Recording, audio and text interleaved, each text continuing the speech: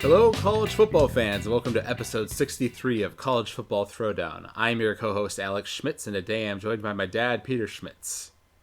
Hey there, Husker fans and college football fans. Good to be back. Yes, it is. Good to be back. And we are here today to discuss college football by college football fans for college football fans. And, of course, we're going to talk about our favorite team, the Nebraska Cornhuskers, and their game against Wisconsin this week, as well as some of the shakeups that happened within college football here in Week 6. There weren't a ton of high-profile games that immediately stood out from the schedule, but, of course, then that meant that there were some upsets that weren't quite expected or close games, between two differently ranked teams. So there's some interesting stuff to get into this week. That sounds like a good plan. Yep. And this week I have our traditional beverage to crack, so I'm going to do that now. Okay, good deal. I already opened mine. Oh, okay. You cheated? I did. All right, here we go. Ooh, there you go. All right, very good. That sounded like a glass bottle. Yep, it's a Corona. Whoa. Yep, feeling good. All right. So, first things first, we'll talk about the Wisconsin game and start with our predictions. I was being a bit pessimistic with my predictions, knowing how Wisconsin has kind of blown us up in the past and how we looked in that game against Michigan. So I predicted a 49-10 Wisconsin victory, whereas you predicted something very close to the actual score, 45-24. With the actual score being 41-24. So both of us predicted that Wisconsin would beat us, but you were more optimistic, and it turned out you were right. There you go. Well, I just felt like we would find a way to score some points this week, and it's turned out we were able to do that on some big plays, and I think we'll get into it a little bit more as we talk about the game itself, but what we're beginning to see out of our young quarterback are certainly some areas for optimism. Yeah. Well, I mean, I felt that since the beginning, the first game against Colorado. Right. He's shown flashes of brilliance, throughout these losses, and been racking up some good yards in most of the games. But then he also makes some freshman mistakes that you'd expect from a true freshman, there were quite a number of almost picks, where their guys had it in their hands and didn't pull it in, that could have made the game a lot uglier than it ended up being. Right. That's true. That's true. That is true. One of the other predictions you had proposed on the last game was how much their star running back Taylor would run. Yes. And you gave me the option of under 150 yards, over 150 yards, or over 250 yards. And so I ended up going for over 150, whereas you were going for over 250. And it was close, but he got 221 yards on 24 carries. So he did not quite pass it. Right. So I guess I win that one, although if we're going by statistical rules, you were closer to the actual number. It was not without going over, wasn't part of the deal. But yeah, I understand. But that's the thing.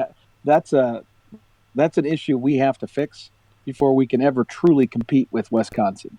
I mean, we might be able to do some things that make it close, but we're really not going to be able to beat Wisconsin until we can put together a defensive line and linebacker group that can actually consistently stop them.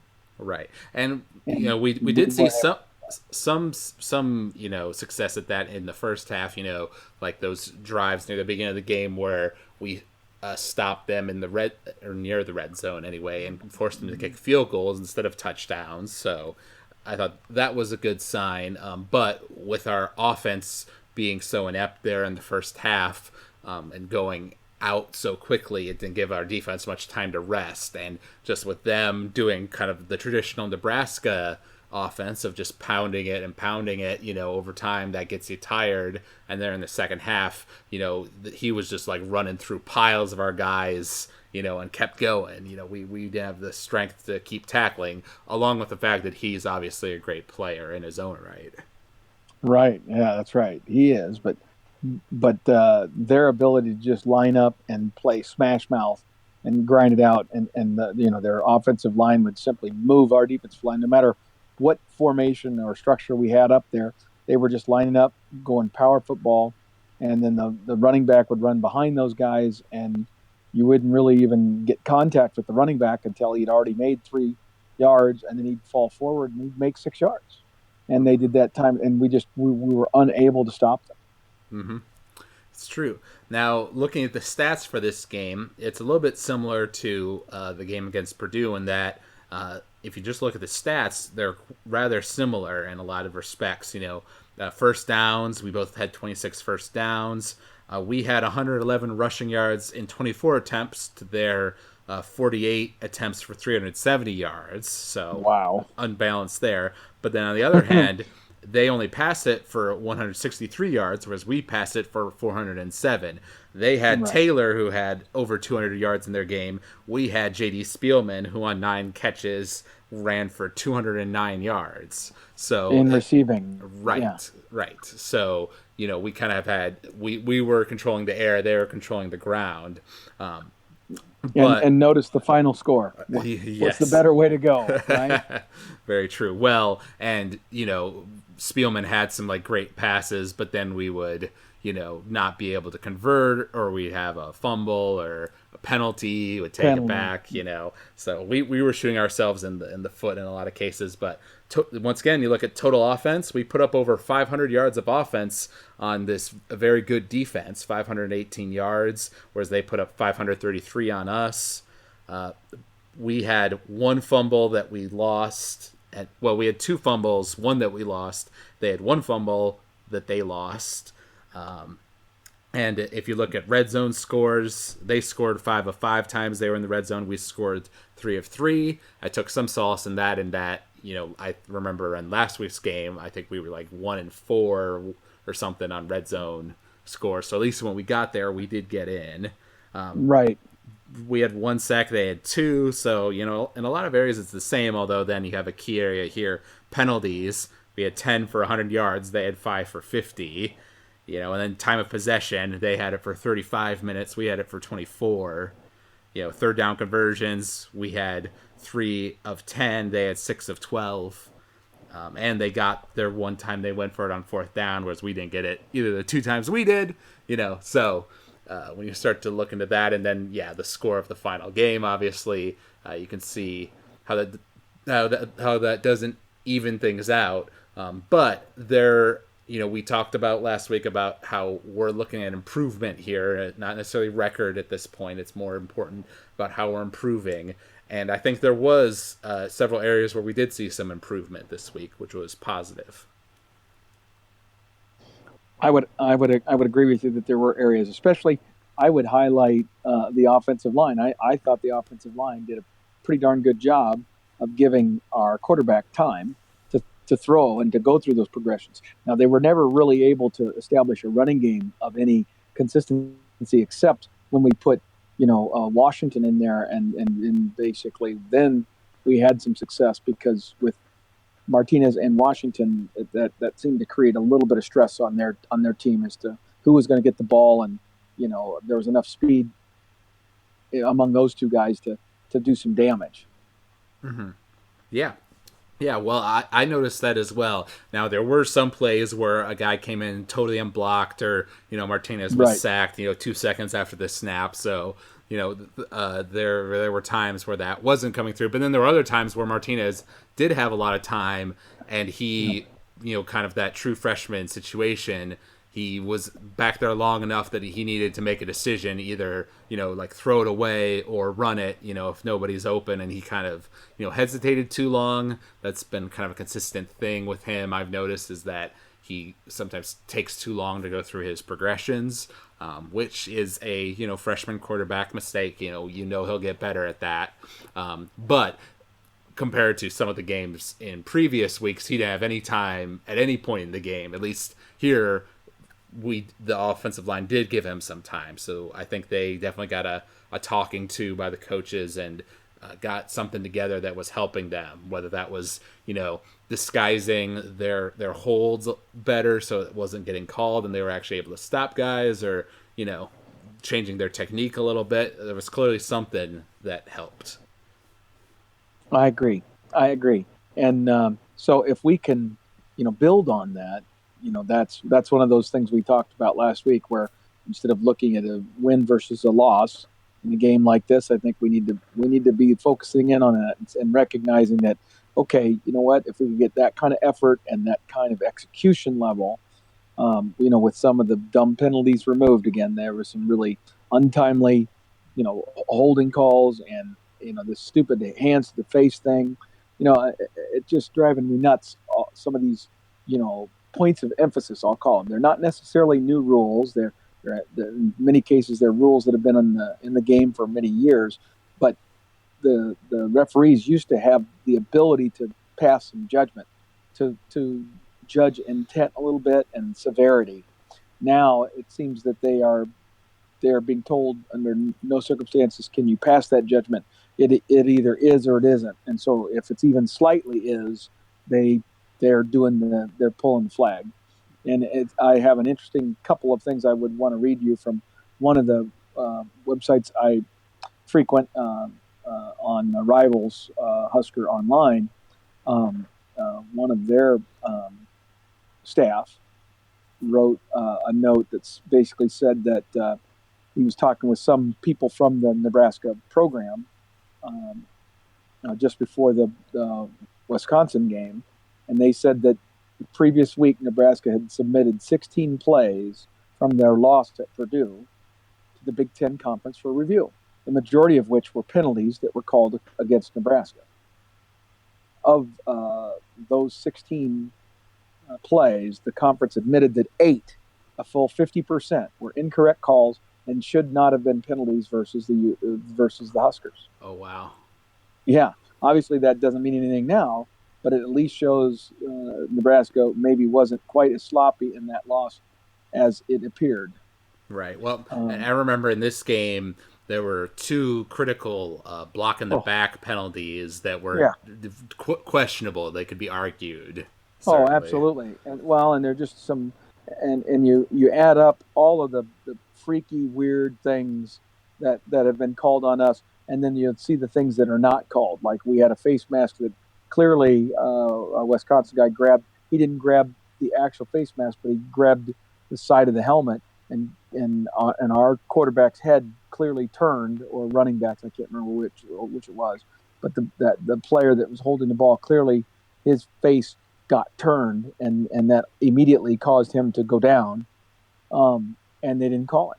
They didn't call it a penalty, and then I see a guy that's doing everything he possibly can to avoid, hitting somebody in the back on what ended up being a pretty nice kickoff return, and they throw the flag on him, and it's just so frustrating. I'm sick of it. I'm just sick of it. And so go ahead. Sorry, I was just going to say, because I remember that kickoff, because I was mad about that, because that was a big kickoff return that we got there. It was. It was. But as I recall, the guy he was going to block wasn't even close to Spielman, who was catching the ball.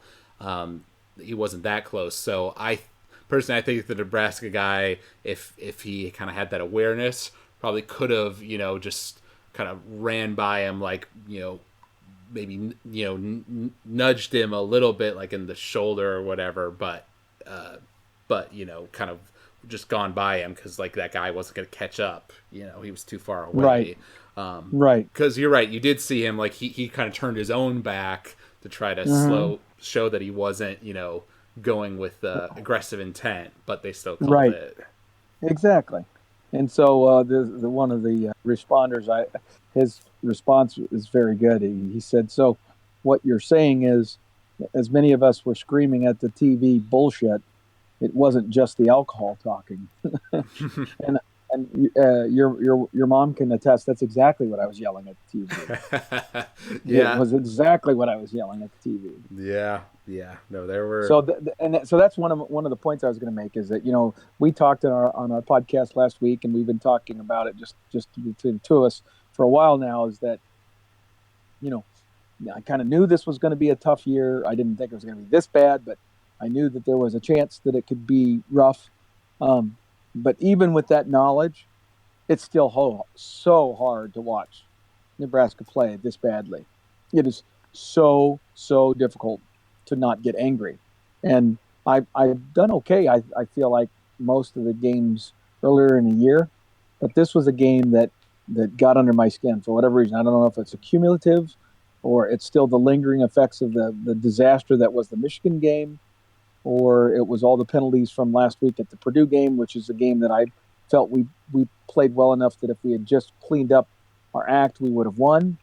I was more angry about this loss and this performance, even though I can absolutely concede that the team played better, and realistically, if a couple of things go our way there in the third quarter, we could have made it quite interesting. Mm-hmm. Yeah, like for example, and I don't think they showed this one on replay, so I can't tell if it was a good call or not. But on the that big pass, I think it was to Spielman as well, and then the dude got called for targeting on Wisconsin's side, and he still ended up getting ejected. But then we had a holding on our side, so the yards offset. If we had actually gotten that play plus then the extra yards from the Wisconsin's targeting, we would suddenly were on like the 30-yard line or whatever, Right. Absolutely true. Yep. I agree. That drive stalled out. So, Yep. That's just one. One area I also wanted to mention as an area of improvement.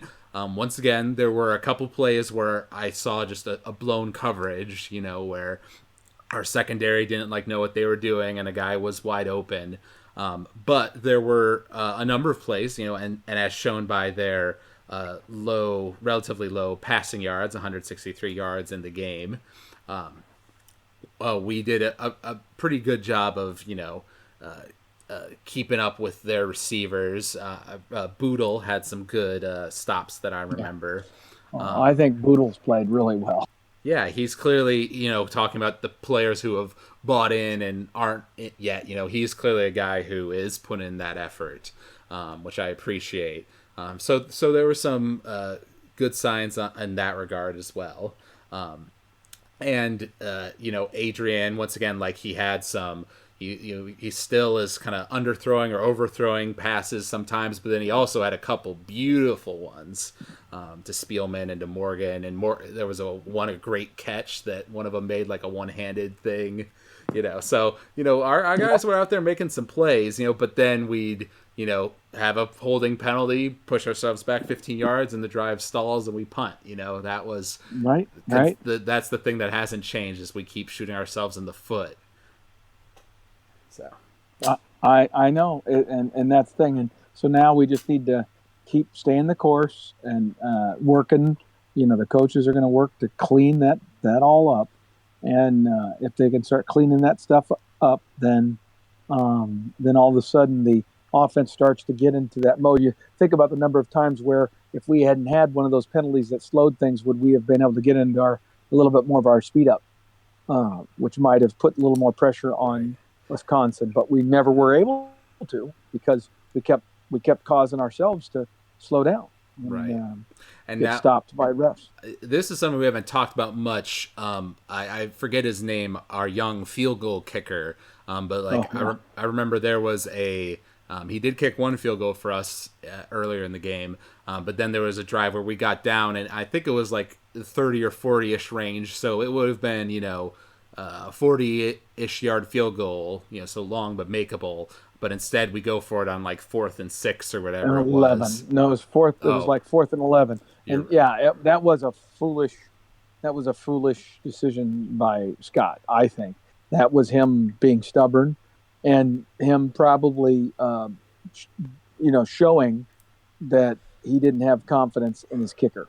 Right. Well, you recall it in the game last week at the end of the half, we teed him up for it was like a 50-yarder, and then he kicked it, and the angle was right, but it was way short.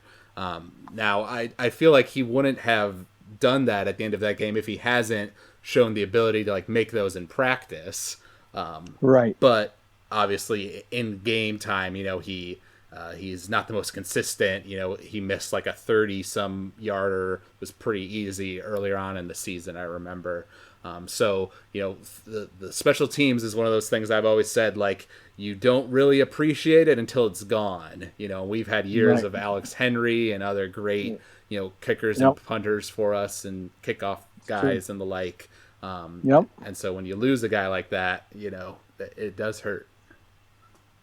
I agree. I totally agree. And again, like you say, those are parts of what it all comes down to is there's just no stability anywhere in our program, and we need to give this coaching staff an opportunity to stabilize all of those aspects of our team. There's a couple of other things I would say. Number one is that getting to the same point about details. There's just this idea of learning how to cheat, learning how to hold while blocking and get away with it, learning how to draw a penalty on pass interference by manipulating the defender and faking certain contact. These are things that we don't do well at all. And other teams that play us regularly do well. I mean, regularly. It's like every Big Ten team is a bunch of drama queens, and they all know how to do that. And we don't. We're the one team that I watch, and our guys don't do it. They just don't. And that tells me they're not being coached to do it. Whereas it's pretty clear that the other teams are consistently enough doing it that they are at least getting some training on it. So that's an area that it's a little minutia detail. But I hope that at some point Scott takes some time. I'm almost motivated to call in the next time he's on a call-in show, Husker Sports Nightly or something, and see if I could get in. And if I could, my question to him would be, Scott, I have a request. You need to go back and review the tape of all the games so far this year, and you're going to find a fairly consistent thing going on that the other team is doing that your team isn't doing, and that is they don't have proper drama. They don't know how to act. And just walk through it with them and say, you need to get some acting lessons for these guys. Seriously, they need to go to the school of, fine arts and get some drama teachers and have them come out and work, evaluate film or whatever, and then work with these players to get them to know how to grab an arm to make it look like one of our pass interference penalties. The Wisconsin guy, purposely, once he knew that the guy had good position on him, he's the one that reached out and locked his arm into our defender's arm, and then acted like he was restricted from movement by our player, and then he got the flag. But our guy was absolutely perfect in his defensive position, but the other guy, the offensive player, got the call. The Wisconsin guy got the call because he knew to reach in and create the contact just in the right fashion so that it would be unclear as to who initiated what. And then the benefit goes to the offensive player. Mm-hmm. So it's just doing those kinds of little things. Now, right now, I'm sure that Scott Frost and his staff would say, listen, you know what? That's detail number 197, and we're on detail number 6. So it's a ways before we get there, but we'll get there. I can hear him saying that now. Right. Yeah. No, you're right. It's a small detail thing you don't usually think about, but it definitely does matter. You see that play out in the games themselves. One bit I think we would be remiss not to talk about is some of kind of the roster realignment that happened over the last week, because Purdue, the Purdue game was kind of a drawing point for Scott Frost and the guys. We're going to put in the guys that are giving effort, even if they're lower on the depth chart and aren't as talented, because some of these other guys just are not doing it. And we had Tyjon Lindsey leave the program, submit his transfer request, and apparently he's going to Oregon State. I saw. That's correct. Where Mike Riley is. Magical. Well, where he's not. Well, right now he's going to the NFL, but he was there as like their supervisor or whatever. Right. And some of our other coaches, Trent. God, what's Trent's name? Can't even think of it. Our linebackers coach, who was one of our better recruiters under Riley's staff, is at Oregon State and as a linebackers coach there, I think. And he, so he's maintained relationships with a lot of these guys, and they're all going and pounding on his door as soon as they decide to leave. Also, Greg Bell, who was, our number one running back coming out of spring, who was the number one running back for the first game, but never quite was able to show, the skill set that we wanted him to see, although he clearly had talent. I'm very disappointed that he chose to leave, just like I am Tyjon, because I thought they were both very good talents. But for them to not be willing to say, okay, so I got passed on the depth chart because the coaches are unhappy that I have not produced the way that they want that position to produce, instead of doubling down and saying, I'm going to work harder and I'm going to regain my starting job, which they could have easily done. Both of them with the right attitude and approach, most likely not only reverse the trend, but translate it into more time on the field, not less. But both of them chose to walk away. Mm-hmm.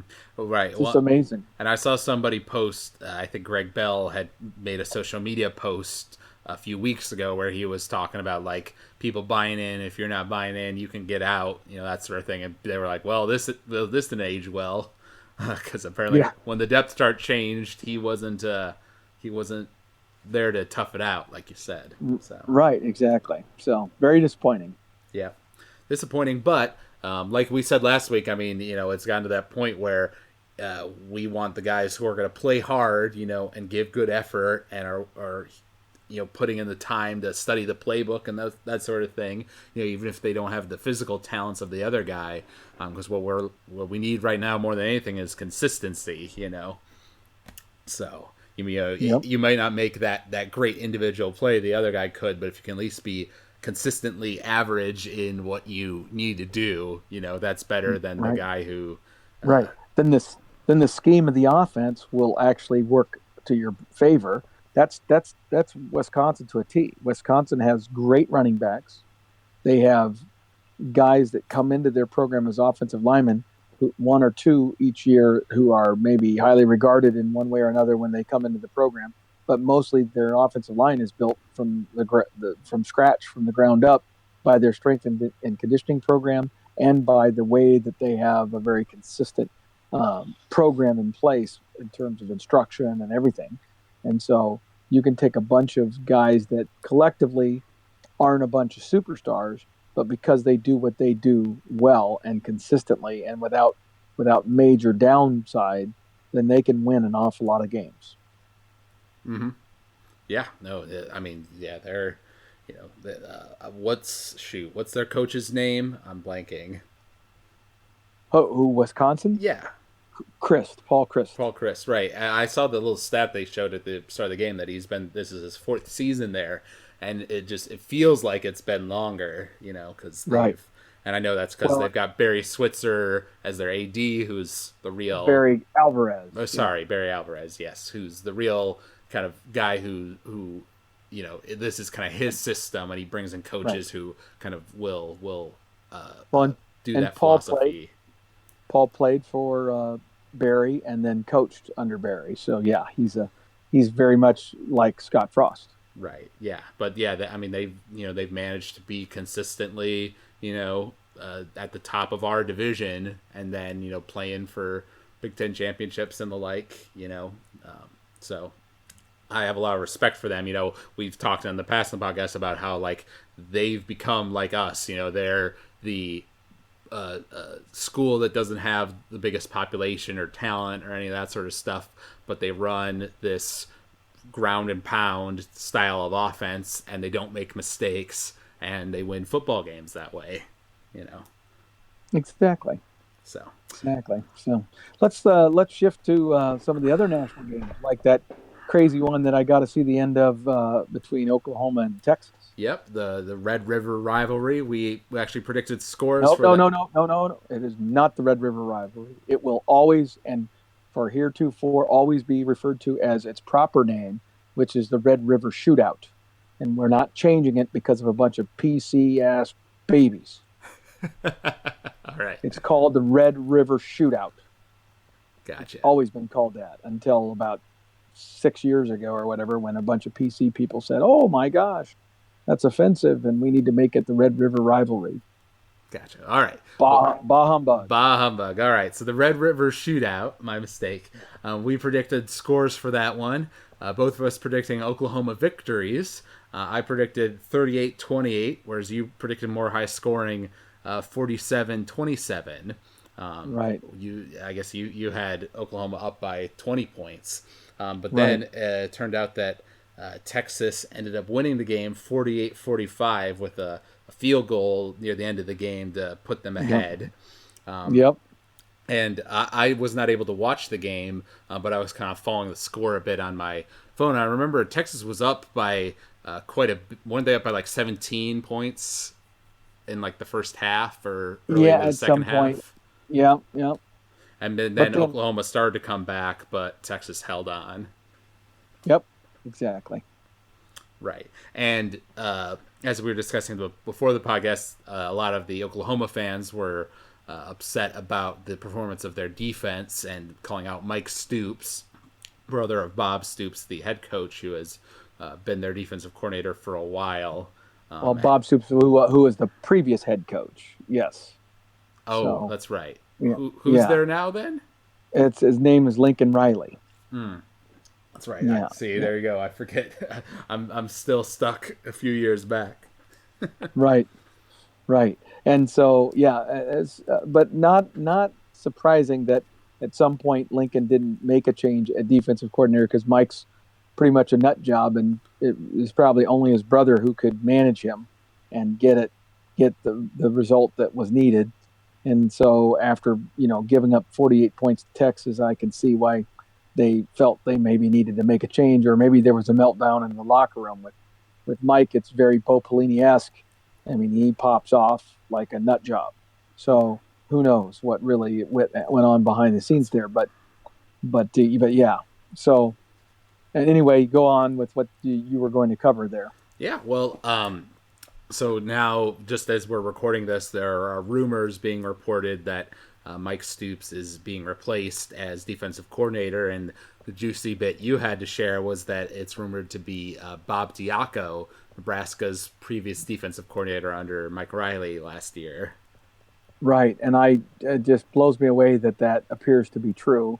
And if that is in fact the truth, then I think Oklahoma fans are going to be very disappointed in the years to come with regard to what Bob is going to be able to bring to them in terms of his defensive philosophy. I think that they will hate it.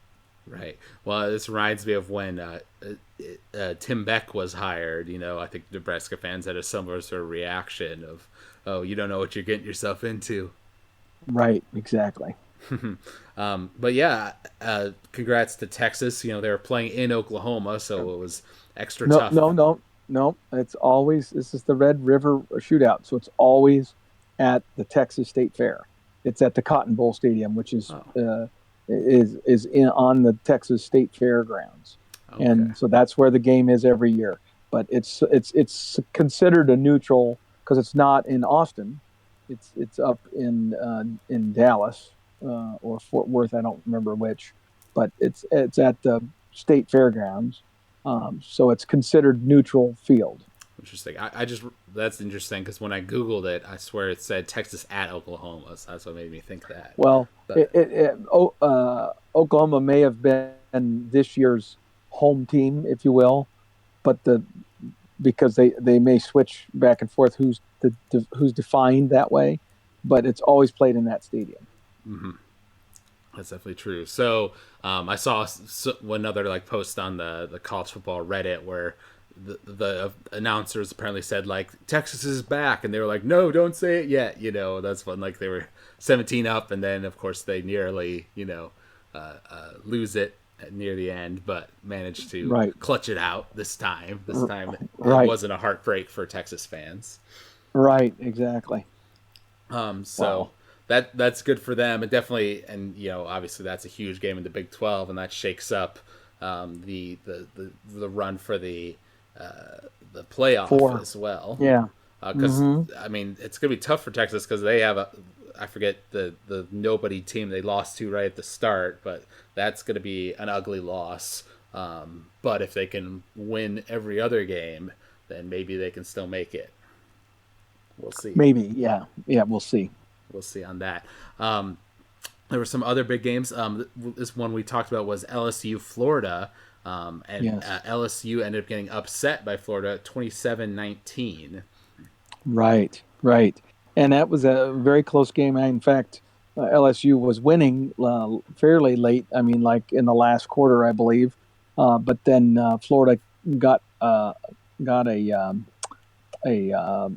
go-ahead score, and then got a pick six or a pick and then nearly six type of arrangement. I can't remember exactly the result of the play, other than that it was a very successful interception and return.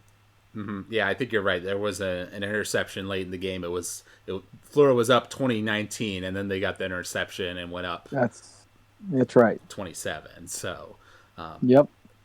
Big game in the SEC, obviously. That hurts LSU's playoff chances. Certainly, they were undefeated before this point. Yep, absolutely. Well, and they still have some big games to play that they already knew were going to be a challenge.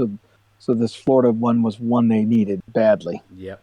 And then this one was surprising to me. I didn't hear about it until I saw it on the score sheet. But Auburn lost to Mississippi State 23-9, and those 9 points by Auburn were all field goals. So a tough day for the Auburn offense. Yeah, wow. That was unexpected, no doubt about it. And it kind of puts a wrench in things for the SEC in terms of, they are very much about Georgia and Alabama. And yet, many people have talked about the fact that Auburn was going to be a team to be reckoned with in that conference. Right. And I think that was their first loss of the year, so they still very well may be. But, it's certainly, the more of those teams that lose in the SEC, it comes back. But we talked about this before, Alabama plays their teams in the SEC and then plays nobodies in their non-conference and doesn't travel out of the South and that sort of thing, like they did last year. And they lost last year, but then they still ended up making it into the playoff, even though their strength of schedule wasn't as good as, say, Wisconsin's. Right, but they didn't have that ugly blowout loss like Ohio State did against Iowa last year. Right, and that's what saved their bacon. Yep, that's true. Which goes to show, that it's not just the losses. It's how you lose does matter. So. Yep. Exactly. Keep that important. And then this is an interesting one.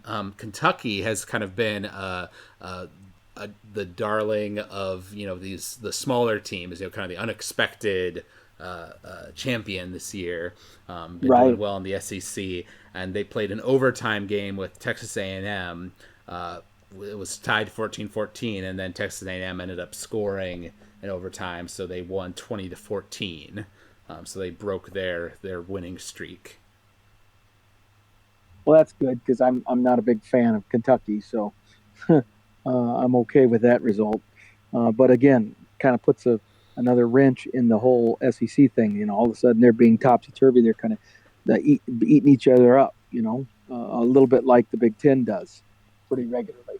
Yep. Which speaking of the Big Ten, one thing we neglected to talk about was our next week's opponent in the next game. Yep. And Northwestern played quite well. in their game against Michigan. So you kind of wondered what they were going to do this week. And they went in, and played Michigan State and won the game. Yeah, and 29-19 as well. I think Michigan State once again having some issues with their defense. Right. I think I saw people complaining about that. Yep. And a little bit unexpected because they had so many returning starters, but they are still struggling to find it all and put it all back together for the Michigan State team. But Northwestern, on the other hand, is a team that is obviously very sound and is just hard to beat because they're not going to beat themselves. Yep. Nope. That's always been their thing, and they've always played tight with us, either beating us or, even when we won, we would, it would be tight games because, they're a bit like Wisconsin in that they're not too complicated, but they don't make many mistakes. So they're a good counter to us, it seems. Yes, they are. And another surprising game, Utah versus Stanford. Stanford's been doing well in the Pac-12, but they got beaten 40-21 by Utah. Yeah, that was unexpected. I no explanation for that. None. You just don't know what to say. And that really puts a wrench into things for Stanford too, because of they had done some good things, but they're up and down this year. That's all I can say about Stanford. They're not quite that elite team. Yep. And then last two ones I want to mention here. Like I said, there was a lot this week. Iowa State beat Oklahoma State 48-42, and then Miami and Florida State had a rivalry game and a very close one where Miami won 28-27 over Florida State. So one a close, tight game, and the other kind of an upset. Though I don't know how good Oklahoma State is considered to be this year. Well, they're not nearly as good as they were last year. Last year was kind of their peak year, and then they lost quite a bit of talent to the NFL and graduation. But it's still Iowa State is considered one of the lesser teams of the Big 12 conference, and they're very well coached though. And so that was a big win for them. Yep. So, yeah, they always, or not always, because like back when we were in the Big 12, like we would crush Iowa State, and they were always definitely considered to be one of the worst. But I feel like in recent years they've always upset at least one team. Yep, I agree, and that coach, I hope he stays at Iowa State for a long time, but I have a feeling he will be being wooed by other teams and be swayed to go somewhere else. Yeah, all right. And so looking ahead to next week's game, week 7 of college football, there are some pretty big games. Georgia LSU being the marquee one, big game in the SEC. Like you said, Georgia and Alabama are kind of the tops right now in the SEC. So if Georgia were to lose here to an LSU team pissed about the loss to Florida, then that would leave basically just Alabama in terms of undefeateds, I think. I think you're right. Georgia, I don't know what their record is, but anyway, yes, I would agree that a lot of the tumblers have fallen, so to speak, within the SEC and frankly even the Big Ten. So. Well, yeah, I know. I mean, because there was that week where 7 and Big Ten teams all lost. So right. Yeah. So we've all got one, except for Ohio State. Yep. And then we've got Washington, Oregon out in the Pac-12. In the Big Ten, Michigan State, Penn State. That's an important one. And then obviously the Wisconsin-Michigan game, very important for those of us in the Big Ten. Absolutely huge game. Yep. And then Colorado, USC as well. I think Colorado is 24th in the AP. Currently, because they're still undefeated, so a team that beat us that we played pretty close with.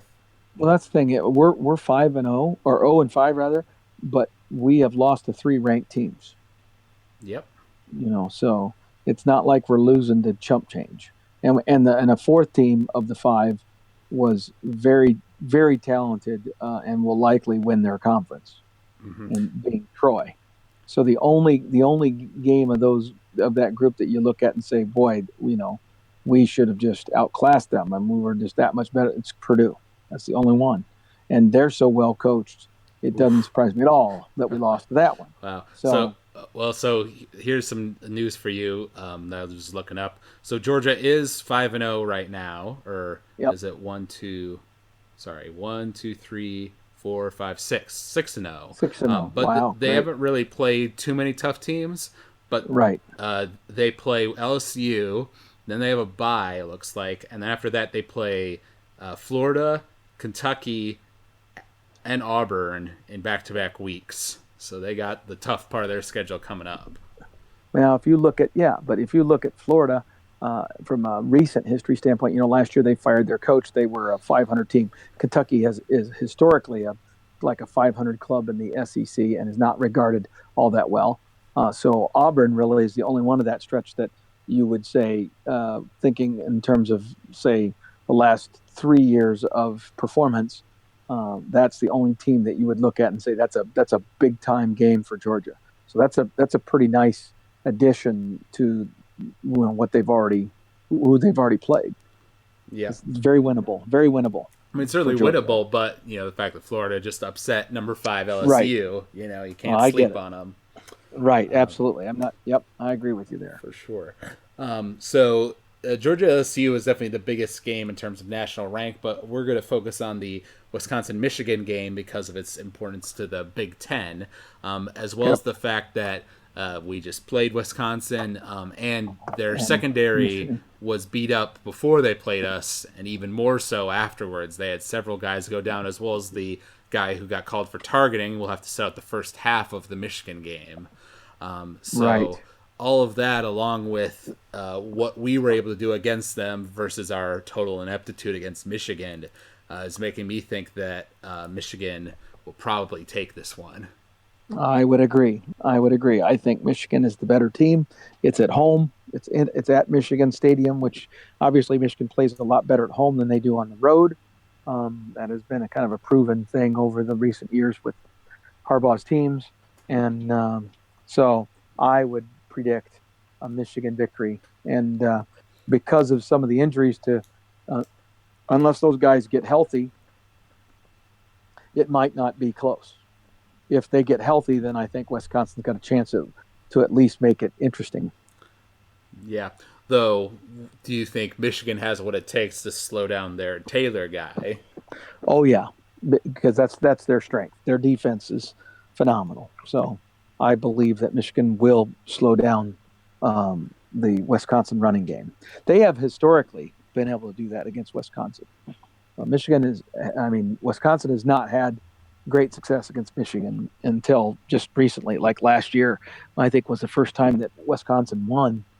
And the game was in Madison, and Michigan wasn't the team they are this year. Michigan was really struggling with their offensive quarterback, performances, and so this year Michigan's a much more prolific offensive team, and their defense is just as good as it's been in recent years. Mm-hmm. So, all right, I'm predicting a Michigan victory. All right, what's your score then? Oh God, I got to do that, don't I? Okay. I'm going to say 35-17. All right, so 35-17. Yep, Cool. Michigan wins. Yep. Cool. I'm going to go ahead and go a little higher, I think. I'm going to say that Michigan wins. I'm going to say it's going to be 45-35.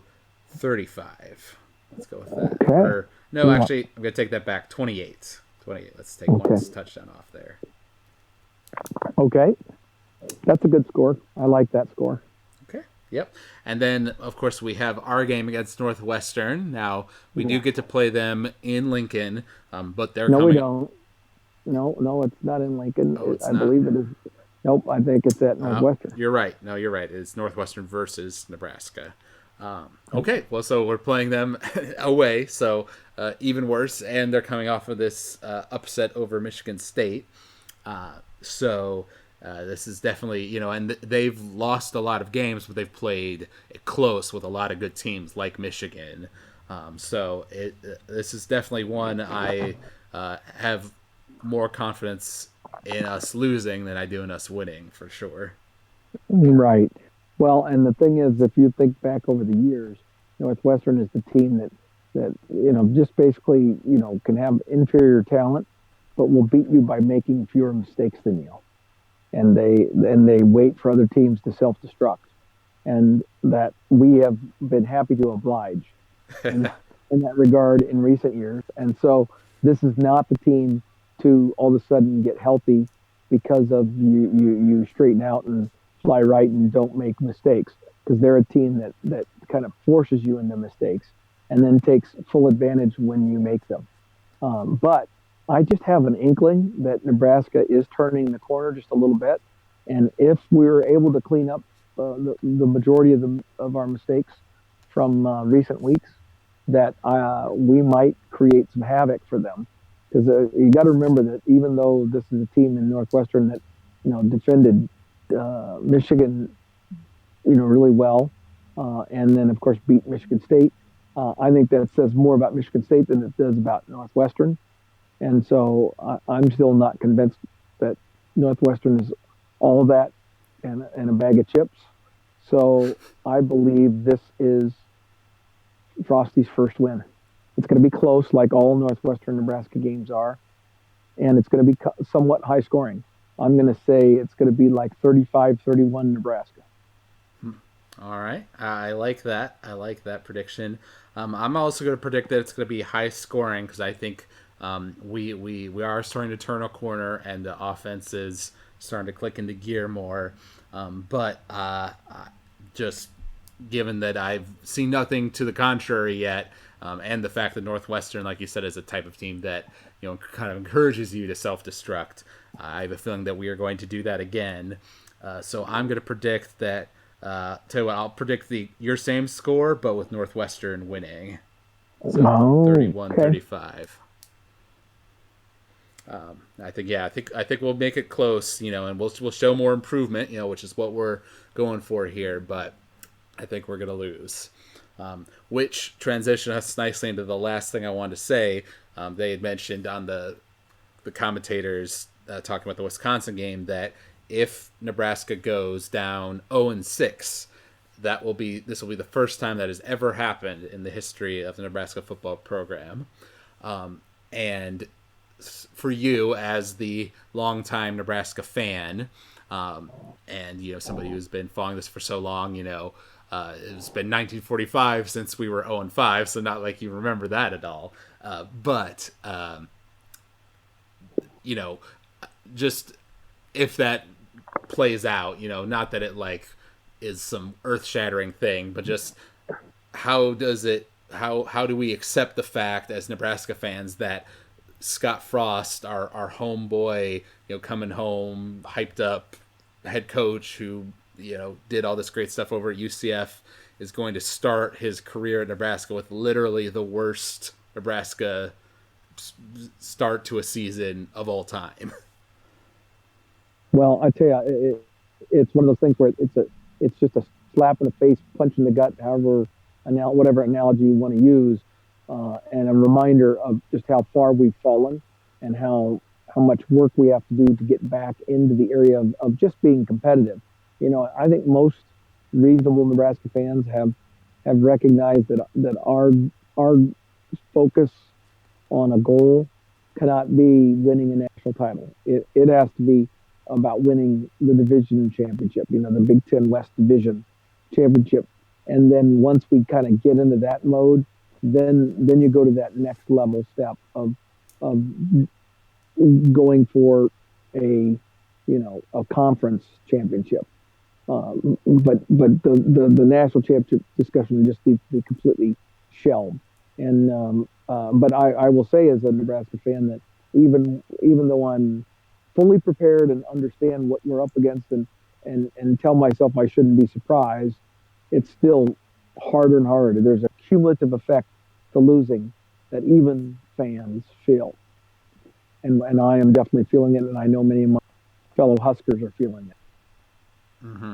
Yeah, it's tough for sure. And I didn't get in on the Frosty hype train as much as some Nebraska fans I saw. So I definitely think, those who kind of drank the Kool-Aid there, as it were, that not that Frost wasn't going to be a great head coach, because I still do believe that, but just the fact that we were going to see a turnaround, immediately, and that we had, the chance to, get 7 or 8 wins, with this tough schedule that we had this year. I think that was kind of wishful thinking, and we're seeing that play out now. And I don't want to dwell on this too much because we talked about it before, but it does just make you look back at, like, at least for me, like, my time of watching college or watching Nebraska football kind of begins around the Callahan era. I remember him coming in and watching those games, and we had there was like a 5-7, 5-8 year when he was fired, and things were kind of going downhill. And it's like, we've tried different things, we've had some areas of success, like Bo, consistently winning 9 games a season, but then his personality and the way we lost in those games that we did lose and all that, made us want to strive for better. But Mike Riley didn't work out, and so now we're at this even lower point. So it's just like, it just seems like it's a collection of bad decisions over the past 20 years that have kind of led us to this point.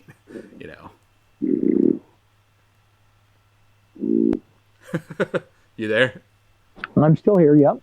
What was your question? I guess I was listening to all your statements. But I didn't hear the question. It wasn't a question. It was just more of kind of a statement of fact. Okay. More That's than what anything.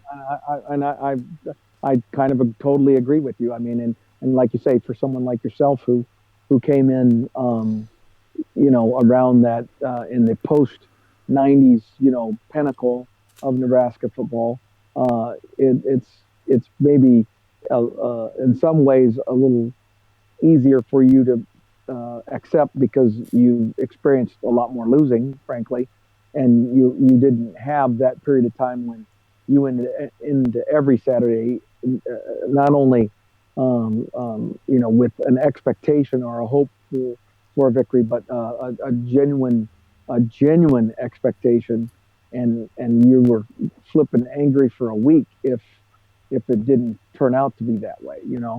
I still remember that Arizona State game where we lost 19-0, in '96, and drove me absolutely bonkers.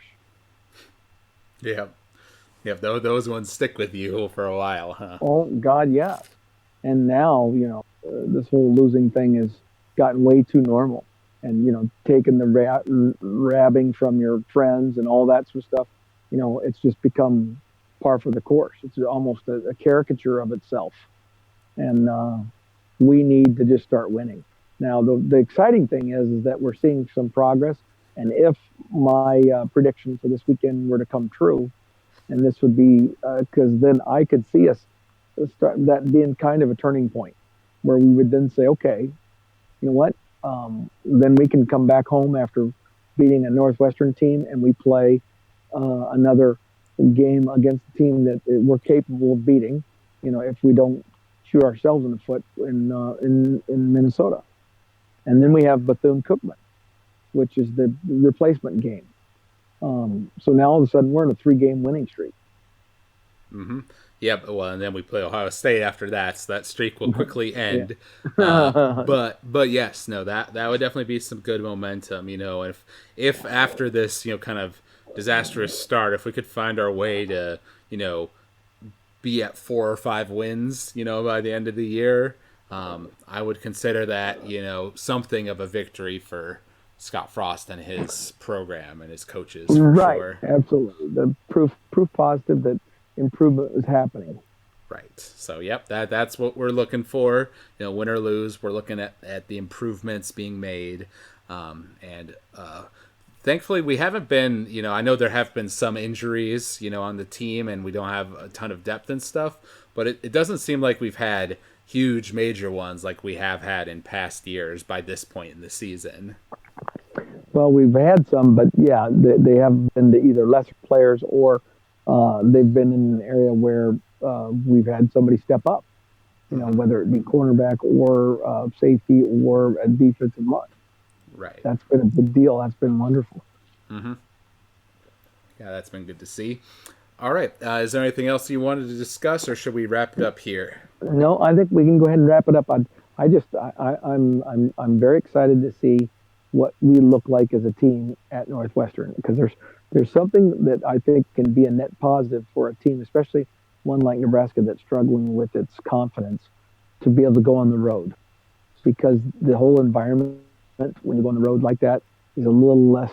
I don't want to say it's a little less significant. I don't know. That's not the right word. Maybe you can help me with the right word. It's not. Are you saying it's not like as comfortable because you're comfortable at home? Well, it's more like because it's a smaller group. There's a better focus. There's just the opportunity for the team to really gel, to really come together, and it's just us against the world. And I could see that being a real positive thing for Nebraska, where those guys, if they were to have some early success in that game, where it could really build and snowball for them. Yeah, no, I definitely hope that, and that is true. We've had, I think, in basically all of our games this year, it's been a consistent theme that we've kind of gotten off to bad starts, either throwing picks or just not being able to score, and then we kind of make some adjustments at halftime and get some stuff going, but by then it's kind of too late, so if we could get out to a strong start against Northwestern, I think that would be beneficial for us for sure. Okay, yeah, I'd agree.